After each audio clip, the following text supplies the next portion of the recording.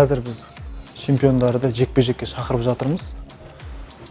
Әрине енді қазір рекордымыз аз болып тұр, кішкене былай айтқанда біздің рекордпен олар шықпайды. Келесі жылдың аяғында ма екен, мүмкін ортасында ма екен, осы топ-ринг алдағы жекпе-жекте осындай бір чемпионский жекпе-жек ұйымдастырып берсе деп ойлап жатырмыз. Біз қазір осы алдымыздағы жекпе-жекке ғана дайындалып жатқан жоқпыз. Оған қоса чемпиондық жекпе-жекке де дайындалып жатырмыз. Канело болсын, Чарло болсын, Андраде болсын, біз оларға толығымен өз өнерімізді көрсете аламыз. Өйткені мен сенімдімін ондайға.